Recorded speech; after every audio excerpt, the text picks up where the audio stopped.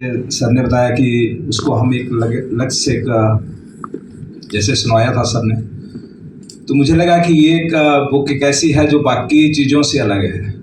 कईयों ने कार्टून लिखे हैं, यानी हर किसी को अपना जो किस चीज़ के बारे में जानते हैं और उसको दुनिया तक पहुंचाना और उनको बताना कि ये क्या था, यानी सारी चीज़ें उसके बीच में होनी चाहिए कि जिससे किसी को समझ आया कि ये कैसे हुआ था, क्यों था, कैसा था, जो उसके जितने भी क्यों, कब और कैसे वाला जो सवाल है वो सब उसमें आ जाने चाहिए। तभी उस पुस्तक का जो अहमियत है, उसकी जो एक प्रतिष्ठा जो बनेगी वो उसी हिसाब से बनती है। तो मैं सभी पुस्तक के लिखने वालों को, प्रिंट करने वाले, प्रकाशन जो भी इस टीम से जुड़े हैं, इस बुक से जुड़े हैं, उन सबको बहुत बहुत बधाई देता हूँ। बहुत बहुत धन्यवाद करता हूँ कि आपने जो कथा सुनवाई थी मेरे बारे में, बहुत अच्छी थी और बहुत अच्छी रहेगी और लोगों को भी बहुत अच्छी पसंद आएगी। देखिए, वॉर एक ऐसी चीज़ है कि उसको जितना हम बता सके बहुत कम है, क्योंकि जो लड़ाई के 1-1.5 महीने का जो टाइम है, आप सब जानते हैं, तकरीबन कारगिल का जो वॉर था 50 डे के आसपास चला था, और इस 50 डेज के अंदर हर दिन कुछ नया था। 50 दिन की जो लड़ाई थी वो आसान नहीं थी। 50 दिन में जो कुछ वहाँ घटा वो अपने आप में एक इतिहास था। आप सब जानते हैं कि ऐसी परिस्थिति में वॉर करना काफ़ी मुश्किल है, जहाँ पे दुश्मन पहले से ऊपर बैठा हो, मौसम का अलग से उसमें असर हो, रास्ते जाने के लिए ना हो, कोई दूसरा आपका हेल्प ना कर पाए, जो कुछ करना, जो लोग वहाँ गए हैं सिर्फ उनको करना। और ज़्यादातर हम लोग उस एरिया को इतना नहीं जानते थे, क्योंकि मेरा तो सभी लोग जानते होंगे कि मैं जब फौज में आया था, मेरा सिर्फ स्टार्टिंग ही था जब मुझे ये वॉर का मौका मिला। सब जानते हैं कि 2-3 साल का एक सिपाही को फौज के बारे में कितनी जानकारी हो सकती है। लेकिन सबसे बड़ा मैं उसमें श्रेय सबसे इसी चीज़ को दूंगा कि जो हमारा ट्रेनिंग है और जो हमारा एक फौज का काम करने का जो तरीका है वो बहुत ही अच्छा है।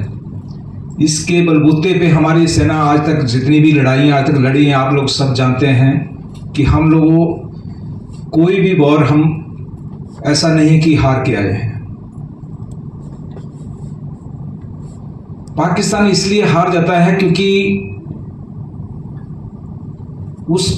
उसकी जो नीयत, पहले तो जो उसकी नीयत है वो उसमें ही खोट है।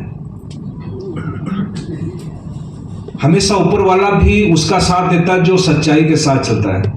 सही बात। जैसे सर ने कहा था कि हो गया, मेरे से लोग पूछते हैं, तो मैं वही चीज कहूंगा क्योंकि जो है इसमें दिखावटी, बनावटी, या मैं आज परमवीर चक्र से सम्मानित हूं तो मैं वैसा नो। लड़ाई एक ऐसी चीज है कि उसके बीच में आप अकेले कुछ नहीं कर सकते। फिल्मों में दिखाना, एक आदमी जाके पूरे इलाके में जाके उसको गोली नहीं लगता और वो सबको मार के वापस आ जाता है, वो एक अलग चीज है। लेकिन रियल में जो वहां बैठा है दुश्मन, जो पोस्ट पे, वो भी ट्रेंड सुधा है। ऐसा नहीं है कि उसकी गोली किसी को नहीं लगती।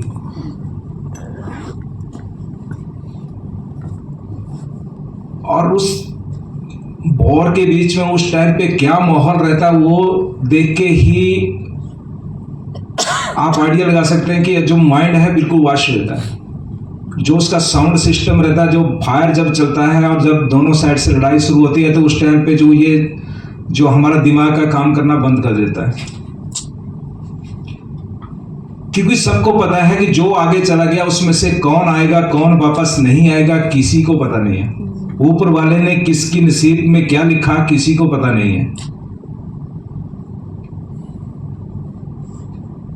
ऐसा नहीं है कि नुकसान एक साइड का होता है, नुकसान दोनों साइड का। दोनों सेना जब लड़ती हैं तो नुकसान दोनों साइड का होगा, लेकिन जीतेगा वही जिसमें जीतने का जज्बा होगा, जिसका लीडरशिप मजबूत होगा, जिसके इरादे नेक होंगे, जिसके साथ ऊपर वाला होगा। हम लोग जब स्टार्टिंग में जब उस इलाके में गए थे तो हमें कोई आइडिया नहीं था कि ये क्या है। मेरी तो 3 साल की नौकरी थी, 1 साल सेंटर की ट्रेनिंग का और 2 साल सिर्फ जेडके का जो सोपर का इलाका था उसमें थे। कोई ज़्यादा एबीसी नहीं जानता था फौज की, बोर में कौन कब किस कैसे कार्रवाई करता है। सिर्फ इतना पता था कि मैं जब आगे जाऊंगा तो मुझे क्या करना है। सिपाही के लिए इतना ही काफ़ी है। प्लान करना कितने लेवल से लेके कब कहाँ से लेके कहाँ तक करना, सब लोग बैठे हैं, वो सोचना हमारा काम नहीं है। प्लान बनाने के लिए सब लोग हैं, हम लोग उसको सिर्फ जो प्लान लास्ट में इंप्लीमेंट करना ग्राउंड के ऊपर, वो हमारा काम है। इंडिया की आज तक जो वॉर जीतने की जो हैट्रिक है ना, वो इसीलिए है क्योंकि जो हमारा लीडरशिप है वो वर्ल्ड में नंबर 1 है और है। क्योंकि हमेशा हर लड़ाई लीडरशिप के बिना नहीं जीती जा सकती। जिस टीम का कोई कैप्टन नहीं है वो टीम कुछ नहीं कर सकती, चाहे आप स्पोर्ट्स में ले लेना चाहे आप वॉर में लेना, दोनों ही चीजें सेम है। जो लीडर अपनी टोली के बारे में हर कुछ जानता है या अपनी टोली की काबिलियत को जानता है और उसको उसी तरीके से ग्राउंड में इस्तेमाल करता है, चाहे वो फुटबॉल का प्लेयर हो या वॉलीबॉल का हो या क्रिकेट का हो या जो भी, सेना भी वैसे ही करती है। जिस टोली का जो कमांडर रहता है उसको पता कि मेरे टोली के अंदर कितने लोग हैं और उनकी काबिलियत क्या है। कई मल्टीप्लाई रोल करने वाले उसमें लोग होंगे, कुछ सिर्फ एक साइड में ही होंगे जिनको सिर्फ कुछ अलग से लेकिन हुनर होगा। सब के अंदर अलग अलग हुनर रहते हैं और उसको उसी तरीके से हम न्यूट्रलाइज करते हैं। लड़ाई के बीच में ऐसा कुछ नहीं है कि डर नहीं होता। आपने देखा सर, बहुत सारे लोग बोलते हैं कि डर, मुझे तो नहीं डर लगता। ऐसा कुछ नहीं है। डर तब तक है जब तक दुश्मन का हमारा सामना नहीं हुआ, क्योंकि जो हम लोग कहानियां बातें जो करते हैं, जो पीछे बैठ के जब बोलते हैं ना खाली दिमाग शैतान का घर रहता है, तो उस टाइम तक डर रहेगा, क्योंकि बहुत सारी बातें हमारे दिमाग में घूमना शुरू करती हैं कि वहाँ जाएंगे ऐसा होगा, वो ऊपर बैठा है तो उसकी स्थिति कैसी है, ऊपर तक हम कैसे पहुँचेंगे। यानी जितनी भी मुश्किलें उस रास्ते में आने वाली हैं, जब आप उसके बारे में कुछ ज़्यादा ही सोचना लग जाएंगे तो ऑटोमेटिक आपका मनोबल डाउन हो जाएगा, तो उस टाइम आपको डर लगेगा। लेकिन जब दुश्मन के साथ आपका आमना सामना हो गया तो उसके बाद पहली बात है कि आपको वो चीजें सोचने का मौका ही नहीं है। तो डर आपके अंदर आने की यानी कोई कहाँ क्या करना है, आपके जो कमांडर हैं उन्होंने आपको क्या टास्क दिया है और वो टास्क की अहमियत क्या है। जब सेकंड ऑपरेशन था हमारा मस्को वैली में .4875 का, जिसपे मुझे अवार्ड जब हुआ था,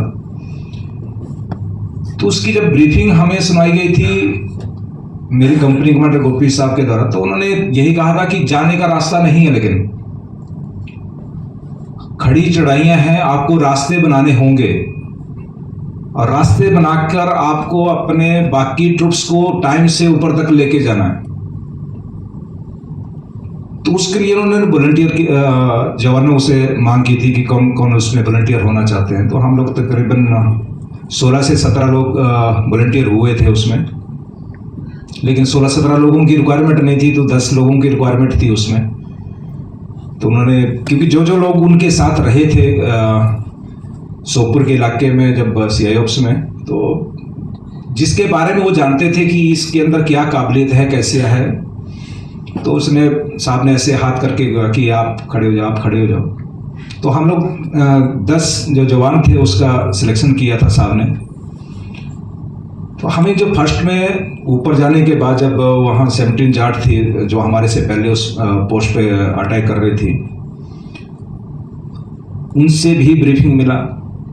एरिया को दिन के टाइम पे हमने देखा कि कैसा है सामने से दूसरी पहाड़ी से। तो हमें इतना, जितना हमने पहले ब्रीफिंग में सुना था, उस दूर से देखने में ऐसा नहीं लग रहा था। तो हमने कंपनी कमांडर से एक चीज़ कही कि साहब इलाका तो हम आराम से चढ़ जाएंगे, पहाड़ी इलाके में रहने वाले हैं और सभी हम पहाड़ी लोग हैं, क्योंकि मेरी जो यूनिट है पूरी डोगरा की है, जम्मू, पंजाब और हिमाचल।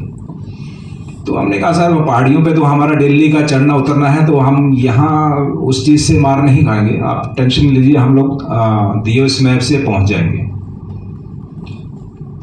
तो जब पूरा प्लान बन गया, सब कुछ हो गया, तो जब हमने 4 जुलाई को अटैक करना था, तो मेन अभी दुश्मन को भी पता था कि आज अटैक होना, क्योंकि जब हमने अटैक करना था तो हमारा जो आर्टी शेलिंग है वो उस पोस्ट के ऊपर होता था और उनका जो फायरिंग है हमारे रास्तों पे होता था जिस पे हमने जाना।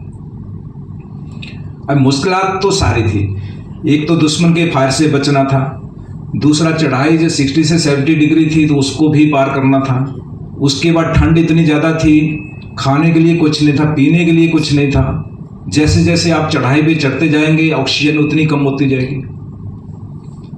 मुश्किलात दुश्मन से ही नहीं था कि ऊपर दुश्मन बैठा है, वहां तक पहुंचने के लिए जितनी दिक्कतें थी शायद दुश्मन उससे कम ही था। एक्चुअली लड़ाई जो लड़ी जाती थी वो दुश्मन तक पहुंचने के लिए ही बहुत ज्यादा थी।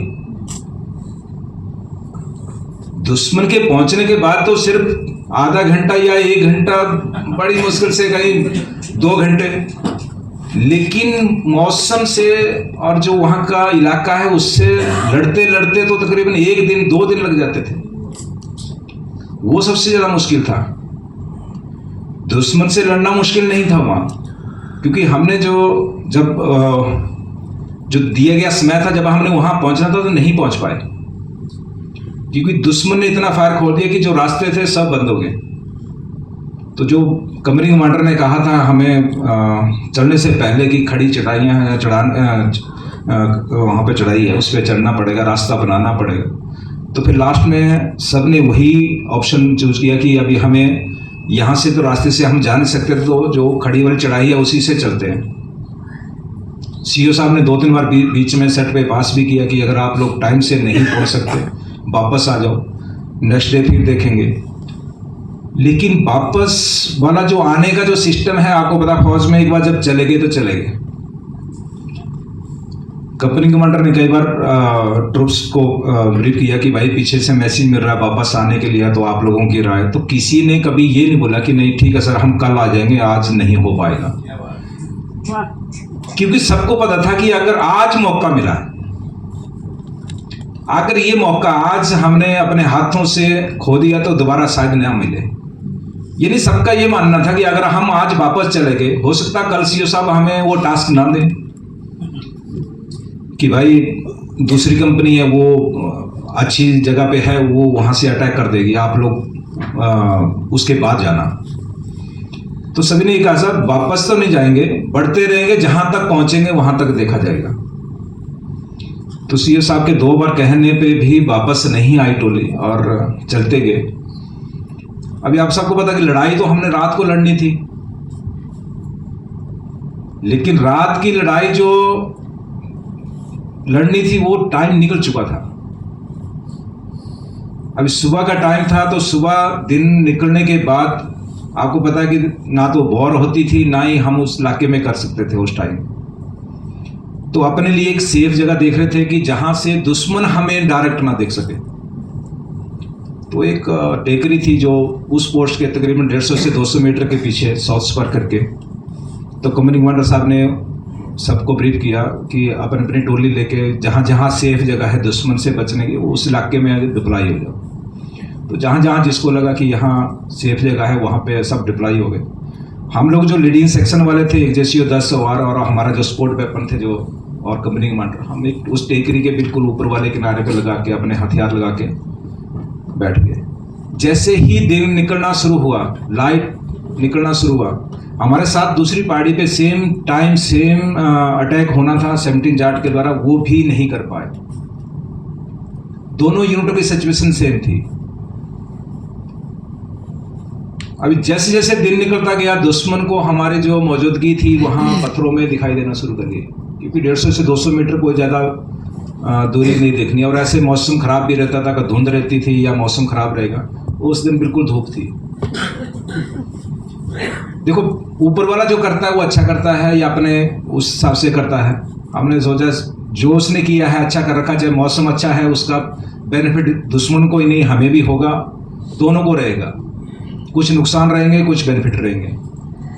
तो ऐसे करने के बाद जब हमने देखा कि कैजुअलिटी शुरू हो गई, कैजुअलिटी शुरू होने के बाद लगा कि अभी यहाँ बैठना मुश्किल है और वो भी पूरा दिन, तो कंपनी कमांडर ने फिर CO साहब से बात किया और हमें दिन को परमिशन मिला अटैक करने का, जबकि दिन को परमिशन कोई नहीं देता और ना ही हमने कभी उस तरीके से तैयारी कर रखी थी कि हम लड़ाई दिन को लड़ेंगे जाके।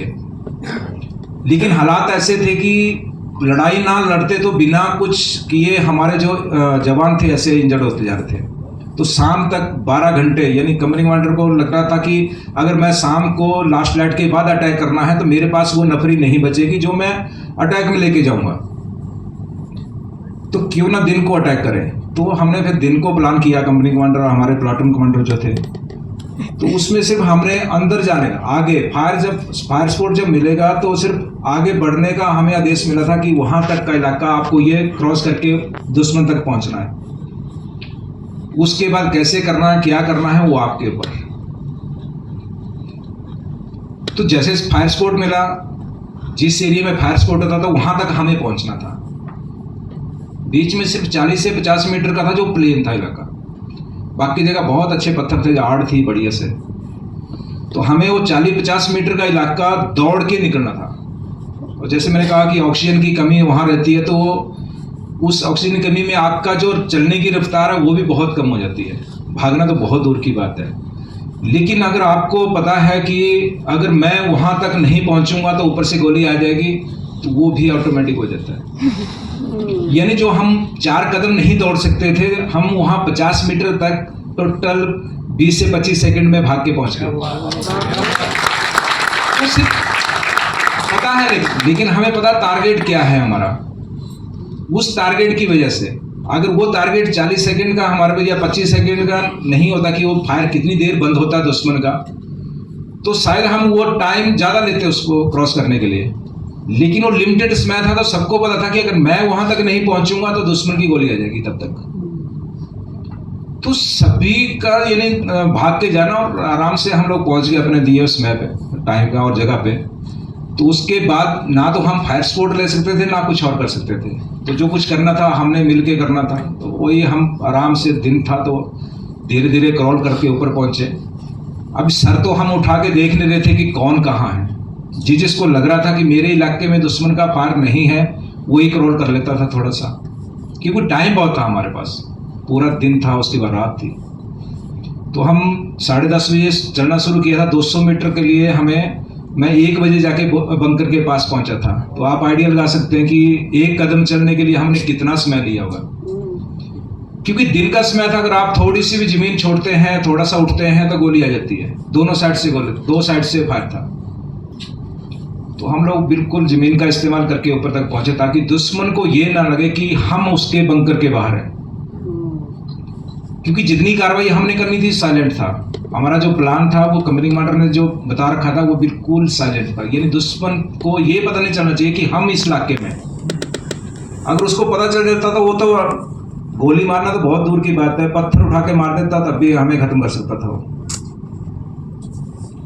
और हम उसके बंकर में कुछ नहीं कर सकते, कोई फायर करके हम उसको नुकसान नहीं पहुंचा सकते थे, क्योंकि नीचे से हम इनडायरेक्ट फायर नहीं कर सकते उसके ऊपर अपने राइफल से। तो हम चुपचाप क्रॉल करते रहे, मैं और जो मेरा बड़ी था नतेंद्र सिंह। तो हम लोग इतने नज़दीक पहुंच गए, जब सर उठा के देखा तो गन सर के ऊपर थी, क्योंकि जब साउंड हो रही थी सर के ऊपर तो ऐसे साउंड तो बहुत ज़्यादा चल रही थी, लेकिन जब नज़दीक से गन का फायर हुआ तो ऐसे गर्दन उठा के देखा तो सर के ऊपर गन थी, जो 2 गनें लगी थी, एक 70 जाट पे फायर कर रही थी और एक हमारे पे।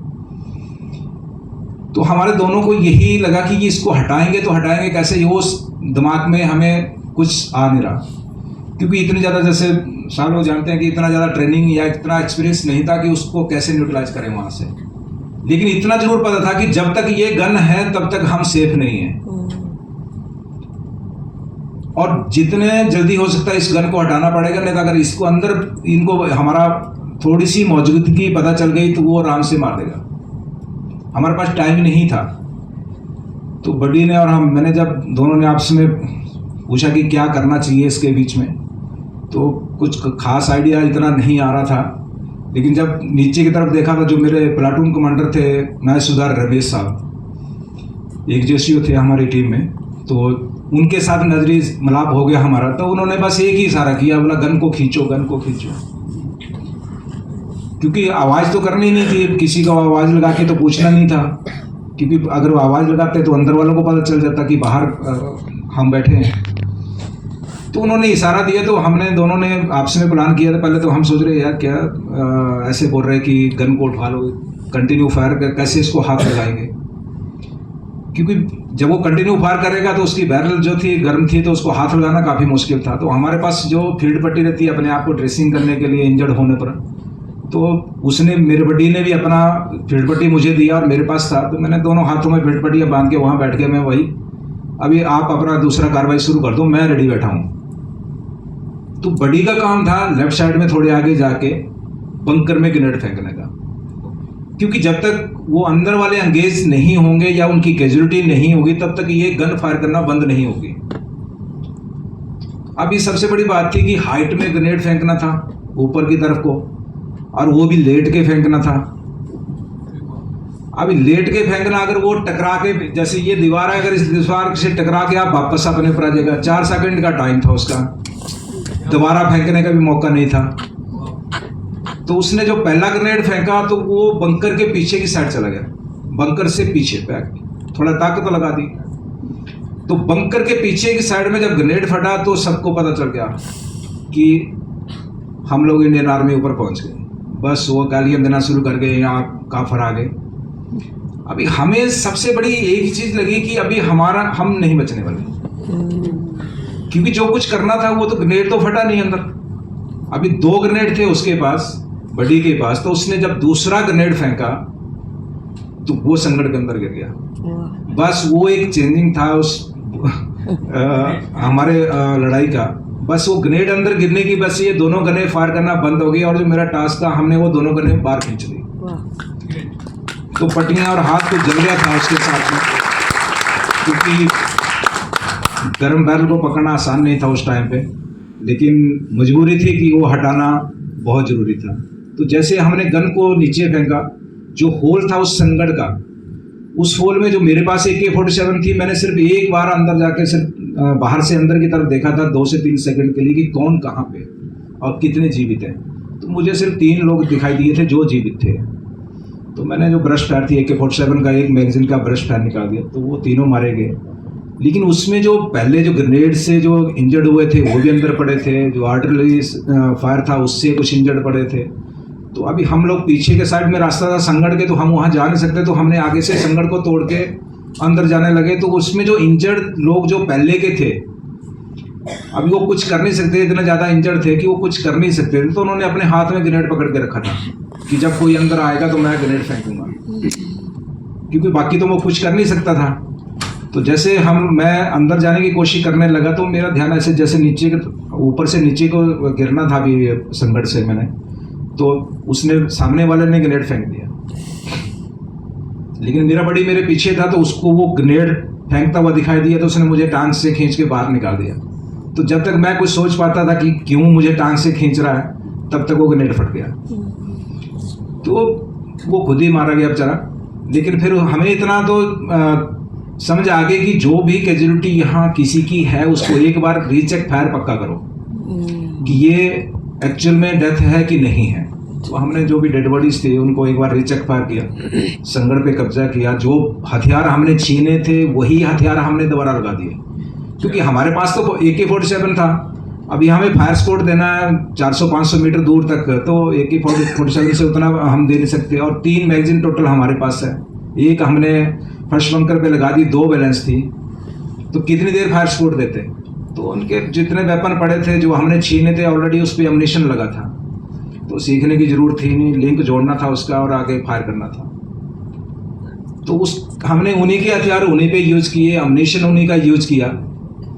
और सेकंड बंकर पे जाने से पहले हमारे जो लोग नीचे थे उनको हम शिफ्ट करने लगे ऊपर, जो बाकी जो हमारे सेक्शन के जो लोग थे जो लीडिंग सेक्शन के, तो उसमें भी 3-4 लोग शिफ्टिंग के दौरान इंजर्ड हो गए, क्योंकि लेफ्ट साइड में जो पिंपल 1-2 था जहाँ 17 जाट ने कब्जा करना था वहाँ से फायर आ गया और 4 लोग हमारे जो थे वो इंजर्ड हो गए, टांग में ब्रश लगा सबको। तो इंजर्ड लोगों को हमने अपने साथियों को वहाँ बंकर तक पहुँचाया, जो हथियार हमने छीने थे वो उनके हैंडओवर किया और आगे के लिए हम 6 लोग और आगे निकल गए, क्योंकि हमने जो प्रेशर बनाया था। कंपनी कमांडर पीछे से हमेशा एक ही चीज़ बोल रहे थे, अपना जितना भी आपने कब्जा किया है उसमें बाकी लोगों को छोड़ के कुछ लोग आगे के लिए मूव कर लो, क्योंकि जो प्रेशर उस पर बना है, जो आप उसके ऊपर जो भी मेंटली और बाकी उस पर इफेक्ट जो पड़ा है उसको दोबारा से रीसेट होने की नहीं देना। यानी जो उसको लग रहा है कि अगर इन्होंने एक पोस्ट ले लिया दूसरा भी लेना है, अगर उसके दिमाग में ये चीज़ है तो वो ज़्यादा देर नहीं टिकेगा, और वो चीज़ थी। अगर आपने पहला बंकर अगर चाहे जैसे भी लिया, किसी भी कंडीशन में लिया, लेकिन सेकंड बंकर में उससे टोटल ही 10 से 15% आपकी पावर के आप उसको ले सकते हो, क्योंकि उनको पता कि अगर इन्होंने फर्स्ट बंकर ले लिया सेकंड लेना ही लेना है, वो ऑटोमेटिक उनके दिमाग में पड़ जाता था। तो हम जब सेकंड बंकर के लिए लेके गए तो जो मेन लोग थे उस सेकंड बंकर के वो भाग लिए पहले ही, जो बाकी लोग थे वो 2 पार्टियों में अलग अलग बैठ गए, एक संगड़ में बैठ गई पार्टी उनकी, और एक बाहर जाके लेफ्ट साइड में पत्थर थे काफ़ी बड़े बड़े, उसमें जाके बैठ गए। हम सिर्फ संगड़ को लेके चलते थे हमेशा, क्योंकि बाकी आर्टरी सेलिंग की वजह से पूरा एरिया क्लोज हो जाता था, सिर्फ एक मेन बंकर ही बचता था, तो उसको क्लियर करना हमारा काम होता था। तो हम लोग जब सेकंड बंकर के लिए गए तो जो लास्ट साइड में जो लेफ्ट साइड में बैठे थे उन्होंने कभी फायर नहीं खोला, जबकि हम उनकी रेंज में भी थे और दिखाई भी दे रहे थे, लेकिन उनको लगता था कि जब ये बिल्कुल यहाँ आएंगे तब जाके फायर खोलेंगे, और उन्होंने वैसा ही किया। हम लोग को आइडिया नहीं था कि लेफ्ट साइड में कोई हो सकता है, तो हम अपने जिस तरीके से पीछे से चले फायर स्पोर्ट लेते हुए वैसे आगे चल रहे थे। फर्स्ट बंकर से नीचे उतरना था, दोबारा दूसरे बंकर पे चढ़ना था। जब चढ़ना शुरू किया तब लेफ्ट साइड से फायर खुला, तो उसमें जो मेरे लेफ्ट साइड में थे राइफलमैन परवीन और श्याम, वो वहीं पे शहीद हो गए, क्योंकि डायरेक्ट फायर लगा, एम लेके फायर किया था उन्होंने।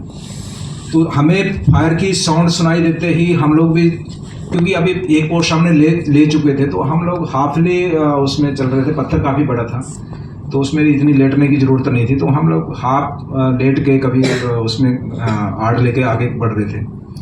तो जैसे फायर की साउंड सुनाई दी तो वैसे जहाँ थे वहीं लेट गए ऑल टू ऑल। लेकिन अभी ऊपर वाले को उसको पता था कि कौन कौन कहाँ है, वो दिन को देख रहा था सबको, वो तो एक साइड में बैठा हुआ पहले से। तो उसने जब फायर खोला तो मेरे पहले घुटने में गोली लगी 2, तो गोली लगने के जैसे मेरे को एहसास हुआ कि गोली लगी, तो मैंने अपने बडी को कहा कि मैं गोली लग गई है मेरे टांग में। तो उसने कहा कि थोड़ा और आगे आ जा, हो सकता है यहाँ दुश्मन को वो आप दिखाई ना दे। लेकिन वो ऊपर वाला मानने वाला नहीं था, तो उसने तकरीबन 5 से 10 मिनट तक फायर उसी इलाके में रखा, वो फायर शिफ्ट नहीं कर रहा था वहाँ से। तो वो पत्थर से टकरा के गोलियाँ 2 फिर इधर साइड में लग गई लेफ्ट टांग में ही। तो मैंने फिर अपने बड़ी के बताया, मैं भाई अभी दोबारा लग गई हैं। तो उसने कहा कि आप और क्रॉल करो और आगे जहाँ मैं हूँ वहाँ तक पहुँचो। वहाँ तक पहुँचा, कुछ नहीं हुआ। उसके बाद राइट में जो थे उनको भी दोनों को, एक को कंधे में गोली लगी और एक को मेरी तरह टांग में लगे। अभी सिर्फ 6 आदमी हम आगे गए थे, उसमें सिर्फ 1 सेफ था, बाकी 3 इंजर्ड थे, 2 डेथ हो चुके थे। आधा घंटा उसने सांस नहीं लेने दिया, उसको पता था कि कहाँ कहाँ पे कौन है। आधा घंटे तक वो फायर करता रहा, लेकिन हम सब बस यही एहसास करवाने में लगे रहे कि जो लोग यहाँ थे वो मर चुके हैं, क्योंकि हमारे पास और चारा नहीं था। हम लोग नीचे होने की वजह से उस पर कुछ नहीं कर सकते थे, और हम सिर्फ एक ही चीज़ का वेट कर रहे थे कि कब उसका फायर बंद हो। जब आधे घंटे तक उसने फायर कर लिया, किसी ने कोई रिस्पांस नहीं दिया, अपना कोई सेट यूज नहीं किया, एक दूसरे को आवाज़ नहीं किया, यानी जो दर्द थी गोली की वो भी पी गई। और आधा घंटे के बाद जब उसको एहसास हुआ कि अभी कोई नहीं है अभी जीवित यहाँ पे, तब वो अपनी जगह छोड़ के बंकर पे जाने लगे कि भाई अभी हमारे यहाँ जो अटैक था वो ख़त्म हो चुका है, अभी हम जाके बंकर में बैठते हैं। जब बंकर पे चढ़ने शुरू किया तब उनके पाँव से जो पत्थर निकले, तब आवाज़ आई कि पत्थर गिरने से, तो हमें आइडिया लग गया कि अभी ये बैठा नहीं है, सिस लेके फायर नहीं खोल सकता, अभी ये चल रहा है, अभी सिस लेके हम फायर खोल सकते हैं। तो मैं और बड़ी दोनों हम फिर बाहर निकले अपनी आड़ से। तो जब देखा उनको तो आराम से गन रखे कंधे पे वो चढ़ रहे थे ऊपर, तो हम दोनों ने वहीं फायर खोला। जैसे उनको मरना, बंकर में जो लोग बैठे थे बैलेंस उनके वो भाग गए, क्योंकि उनको लगा कि अभी जो अटैक था वो तो उसमें तो सारे खत्म हो चुके थे, अब भी इसको साइड वाले को मारने के लिए इनका कोई और टोली आ गई है, इसलिए भाग लो। तो वो भागे, लेकिन हमने वही किया कि जैसे यहाँ पे धोखा दिया उन्होंने कि बाहर संगड़ को बाहर बैठ के, तो हो सकता है संगड़ में भी वैसा करें। तो हम लोग आराम से क्रॉलिंग करके ऊपर तक पहुँचे, वही सेम कार्रवाई, ग्रेनेड फेंका, कोई रिस्पांस नहीं मिला जैसे पहले वाले में था। फिर लूप होल पे जाके फायर खोला, तब भी कोई रिस्पांस नहीं मिला। तो जो बंकर के आसपास जो डेड बॉडीज थी उसको हमने रीचेक फायर किया और संगड़ के अंदर जाके बैठ गए। जो गन वहाँ उन्होंने लगा रखी थी वही छोड़ी हुई थी उन्होंने, वही गन सेम दूसरी तरफ को मोड़ के हम लोग आगे फायर खोल दिया। हमें इतना तो पता था, पीछे भी जो हमने अपने साथियों से बात की थी कि आपको कब तक यहाँ से फायर की आवाज़ या फायर सुनाई दिया या आपकी तरफ को फायर आया, तो उन्होंने यही कहा सर आधे घंटे तक पहले तक कोई फायर नहीं है, आधे घंटे से लोग भागे हैं। तो हमने नीचे का जो इलाका था जो पीछे पहाड़ी का, तो उसमें सर्च करने लगे, देखने लगे कि कहाँ तक जा सकते हैं। तकरीबन 10 से 15 मिनट के बाद उनका जो नीचे पहाड़ी की रिज थी उसके ऊपर दिखाई देना शुरू हुआ। तब फिर हम दोनों ने फिर सेम, क्योंकि 2 लोग थे और दोनों के रास्ते अलग थे, अगर उसमें एक को फायर करते तो एक भाग जाता, तो हम दोनों ने ही 2 गन्ने लगाई वहाँ पे और सेम दोबारा फायर खोला। जैसे उनका मरना, जो लास्ट पोस्ट था, जो लोग यहाँ से भागे थे सारे, वो सब एक जगह इकट्ठे थे और वहाँ से काउंटर अटैक की तैयारी करने लग गए। और जब वहाँ से हल्ला पड़ता हुआ हमारे को सुनाई दिया तो हमने पीछे पास किया कि साहब जो ये हमारे टास्क था, जो बंकर थे हमने कैप्चर कर लिया, लेकिन आगे की तरफ से हरकत हो रही है उनकी काउंटर अटैक की। तो उन्होंने कहा कि आपके पास तकरीबन 10 मिनट या 10 से भी कम समय में आपके पास नफरी पहुँचेगी। तो वही था, क्योंकि जैसे जैसे हम लोग आगे बढ़ते गए, पीछे वाली जो नफरी थी हमारा ट्रूप्स था वो भी आगे आता गया। तो 10 से 15 मिनट के बाद हमारे पास हमारे बाकी लोग पहुँच गए और चारों तरफ से फायर खोला, तो उनका काउंटर अटैक वहीं से वापस हो गया। यानी वो लास्ट पोस्ट था उस इलाके का। तो आपने देखा होगा, शेरशाह मूवी में देखा होगा, जब बत्रा साहब का जो लास्ट टास्क था वो वहीं का था, 4875 का लास्ट। हमारे जहाँ तक हमने कैप्चर किया था उसके आगे जो लास्ट बंकर बचा था वो बत्रा साहब ने कैप्चर किया था। 4 और 5 जुलाई को ये मेरा कंपनी का ऑपरेशन था, और उसके बाद 6 और 7 को बत्रा साहब ने ऑपरेशन किया था उस इलाके में। और 7th मॉर्निंग ही लास्ट मोमेंट, जिसको लास्ट मोमेंट वही इसलिए बोलूँगा क्योंकि बत्रा साहब की डेथ के बाद कोई गोली नहीं चली है। तकरीबन सुबह 7 साढ़े 7 बजे के करीब बत्रा साहब की डेथ हुई है। उसके बाद सीजफायर भी हो गया था गवर्नमेंट की तरफ से, और जो हमारा इलाका था वो भी कैप्चर हो गया था, क्योंकि उसमें सिर्फ 2 ही पाकिस्तानी सोल्जर थे जो बचे थे। वो बाहर निकल के, उनको पता था कि हम भाग नहीं सकते, उनके लिए भागने का रास्ता नहीं था पीछे। तो रात को बंकर खाली करने के बाद वो पीछे जाके बैठ गए, और सुबह हमारे फौज जब ऊपर बैठ गई तो उनको पता था कि अभी कुछ नहीं कर सकते। तो सुबह वो बाहर निकल के आ गए, क्योंकि उनको पता था अभी हमें भागना नहीं है, तो जाते जाते कुछ करते हैं। तो उन्होंने जब अचानक से जब फायर खोला सुबह मॉर्निंग, तो उस फायर की यानी रेंज पे बत्रा साहब आ गए थे। और जैसे बत्रा साहब को फायर लगा, उसी समय उनको भी गोली, जो उनके साथ दूसरे लड़के थे हमारे जवान थे, उन्होंने गोली मार दी। बस वो लास्ट मोमेंट है, उसी मोमेंट के बाद कोई गोली फायर नहीं है। और जो इलाका था हमारा, जो जहाँ तक का हमने लेना था वो हम ले चुके थे। तो लास्ट मोमेंट पे उनका डेथ हुआ बिल्कुल। उसके ठीक कुछ देर के बाद सीज फायर भी कर दिया था गवर्नमेंट ने। आपको पता होगा 7 जुलाई के बाद कोई लड़ाई नहीं हुई है उसके बाद। तो ये तकरीबन हमने तो 5-5:30 बजे उस दिन अपना जो टास्क था उसको पूरा किया था। तो अभी गोलियां लगी थी, काफ़ी लोग हम इंजर्ड थे क्योंकि दिन का समय था। तो सबसे बड़ी बात थी डॉक्टर की। आपने देखा होगा कि जब, जैसे मैंने कहा था ना कि जो खाली दिमाग है, जब तक आपका दुश्मन के साथ सामना नहीं हुआ तब तक डर बहुत रहेगा, बहुत ज़्यादा। वैसा ही गोली लगने के बाद रहता है, क्योंकि जो बातें आपने सुन रखी हैं कि ब्लड लॉस होने की वजह से ये होगा, गोली लगने से जहर फैल जाएगा, मेरी मौत हो जाएगी, वो जो लास्ट वाला जो सीन है वो फिर कुछ ज़्यादा ही आप पे हावी हो जाता है। और अगर आपको ट्रीटमेंट टाइम से ना मिले तो डेथ हो जाता है। हमारे काफ़ी लोग थे जिनको टांगों में गोलियां लगी थी, ब्लड लॉस होने की वजह से ही डेथ हो गई। और अभी कुछ ऐसे लोग हैं जो जीवित हैं, उनको गोलियां चाहे जितनी मर्जी लगी हैं, लेकिन डॉक्टर साहब ने उनको ट्रीटमेंट दे दिया है और आज वो सेफ है। डॉक्टर का रोल बहुत ही ज़्यादा मायने रखता था वहाँ पे आपको गोली लगने के बाद। और हमारे जो डॉक्टर साहब थे आपके ही शहर से हैं, यहाँ से कर्नल राजेश साढ़ो। तो उनका एक ही चीज़ थी कि जो टोली अटैक में जाएगी और यानी जो दुश्मन के साथ बिल्कुल गुत्थम गुत्था की वॉर में जाएगी, उस टोली के साथ रहते थे कि किसी को भी कभी भी मेरी ज़रूरत पड़ सकती थी। जबकि नॉर्मल मेडिकल ऑफिसर थे उस टाइम पे, ऐसा नहीं कि वो स्पेशलिस्ट थे वो।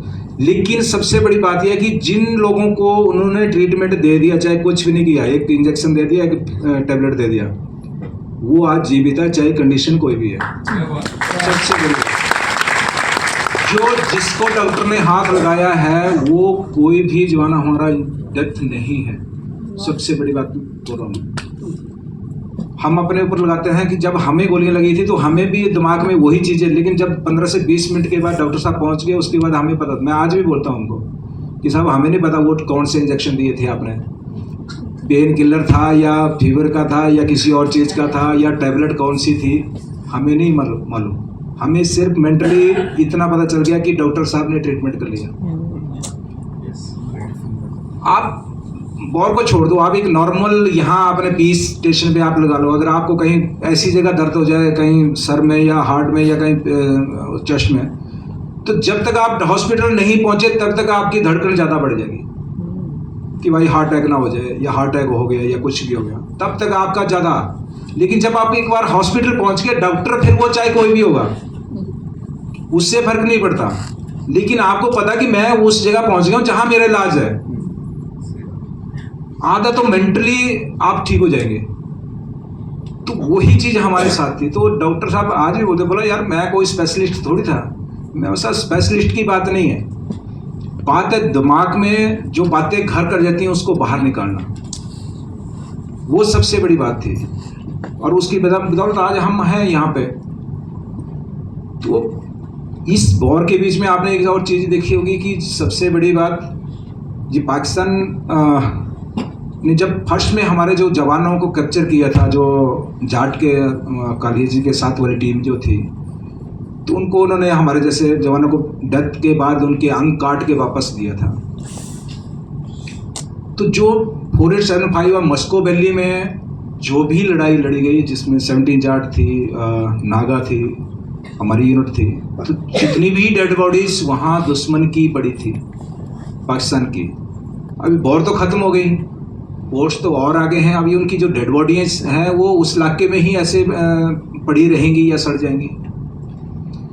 तो जो सीओ साहब थे, जोशी साहब, तो उन्होंने कहा कि हम इस चीज़ का एक अच्छा एक उदाहरण पेश करेंगे उनके और अपने सेना के बारे में कि उनकी सेना किस तरीके से बर्बरता करती है एक डेड बॉडीज़ के साथ भी, और हमारी सेना कैसे एक सैनिक को सम्मान देती है। तो जितनी 53 डेड बॉडीज़ पूरे इलाके से हमने रिकवर की थी, और 4875 के ऊपर जो हमने कैप्चर किया था उस पर ही वहाँ पे खड्डा करके पूरा ज़मीन में मौलवी थे 16 ग्रेडियर के नीचे, उनको लेके ऊपर आए। उसके बाद जो उनके नेशनल फ्लैग थे पाकिस्तान के, नेशनल फ्लैग के साथ जैसे हम अपने एक सैनिक को सम्मान देते थे, सेम वैसा ही सैनिक सम्मान उनके जो जवान वहाँ पे शहीद हुए थे उनको वहाँ श्रद्धांजलि दे के वहाँ पे उनका बरेर किया गया था, सिर्फ ये दिखाने के लिए कि दोनों सेनाओं में कितना फर्क है। हमारे सीओ साहब एक ही चीज बोलते थे कि जो डेथ है दुश्मनी तब तक है जब तक जीवित है, डेड बॉडीज या बाकी शरीर से उसकी कोई दुश्मनी नहीं, क्योंकि वो अपने देश के लिए, अपनी सेना के लिए लड़ रहा है और आप अपने देश और अपनी सेना के लिए लड़ रहे हो। तो उसके बाद वैसी हरकत हमारे इंडियन आर्मी में तो सही बात है, पहली बात है कि नहीं की है और ना ही करेंगे, क्योंकि हमारे वो खून में वैसी चीज़ नहीं है। तो वो एक संदेश देना था उनके परिवार को या उसके देश को, और बहुत अच्छा किया था। अगर आपने देखा होगा मीडिया में भी उस टाइम काफ़ी अच्छा रिस्पॉन्स दिया था। सीओ साहब का कहना था कि जो उनके परिवारजन हैं, कम से कम उनको इतनी तो दिमाग में एक बात आएगी कि जो मेरे घर का एक सदस्य था जो इस बार में शहीद हो गया, तो उसको ज़मीन तो नसीब हुई। बहुत सारी ऐसी डेड बॉडियाँ वहाँ बाकी इलाकों में रही होंगी जिनको ज़मीन नहीं, सिर्फ ओनली बर्फ ही नसीब होती है। लेकिन वहाँ पे 53 डेड बॉडीज़ को जो बैरियर किया, तो उसमें उन तक वो संदेश तो पक्का जाएगा जब मीडिया के जरिए, सोशल मीडिया के जरिए, तो कम से कम उनके गवर्नमेंट को तो कोई फर्क नहीं पड़ता, क्योंकि उन्होंने बोला कि हमारा वो लोग है ही नहीं है। तो कम से कम उनके घर वालों को तो फर्क पड़ता था उस चीज़ से, कि वो चीज़ जब उनको पता चलेगी कि मेरे घर के आदमी को एक ज़मीन तो नसीब हुई मरने के बाद, तो वो चीज़ दर्शाने के लिए वो काफ़ी अच्छा कदम था सीओ साहब का। और मीडिया ने, आपने देखा होगा, मीडिया अगर कारगिल वॉर के टाइम पे नहीं होता तो शायद ये जो आज फंक्शन हो रहा है ये भी नहीं होता। मीडिया उस टाइम पे इतना अच्छा रिस्पांस दिया कि जो हर घर तक वो कहानी, सेना का शौर्य हर घर तक पहुंचाया था, और उसकी बदौलत दुनिया को लगता है कि कारगिल वॉर जो थी वो कैसी थी, क्या उसमें हमारी सेना ने कैसे किया था या कैसे होना चाहिए था। तो ये चीज़ें बहुत मायने रखती हैं कि बहुत छोटी छोटी चीज़ें होती है वॉर के बीच में, लेकिन हर चीज़ को एक्सप्लेन करना बहुत मुश्किल रहता है, क्योंकि हर दिन एक, मैं जैसे आपको कहा शुरू में कि हर दिन हर मिनट एक कहानी है। कौन कब किसके साथ वाला कब जाएगा किसी को पता नहीं है, जो गया है वो वापस आएगा वो भी पता नहीं है। तो लेकिन मरना जीना तो ऊपर वाले के हाथ में है। मैंने तो अपने 1.5 महीने के वहाँ का जो एक्सपीरियंस है उसके बीच में हर दिन मौत देखी है, हर दिन। लेकिन बस वही था कि रखने वाला ऊपर वाला था, तो वो आज तक जीवित हूँ और आपके सामने हूँ। बस जो कर्म था या जो मेरा काम था हमने वो किया। मैं आज भी बोलता हूँ, जैसे सर उस टाइम बोल रहे थे कि देखिए, मैं बिल्कुल सिंपल शब्दों में आपको बताना चाहूँगा कि जो लोग ऊपर तक हम पहुँचे हैं, तो मैं अकेला नहीं था। मेरी जो सेक्शन थी, मेरी जो कंपनी थी, मेरे जो बाकी जो जितना भी फायर स्पोर्ट्स दे रहे थे, पीछे से आर्टिलरी वाले थे या मोटर वाले थे, वो सबका रोल उतना उसमें। अगर वो फायर सपोर्ट नहीं देते, नहीं पहुंचते, प्लानिंग नहीं करते, तो वो चीज़ हम नहीं कर पाते। सबका रोल है। फायर सपोर्ट के बिना तो एक कदम आगे बढ़ना मुश्किल है।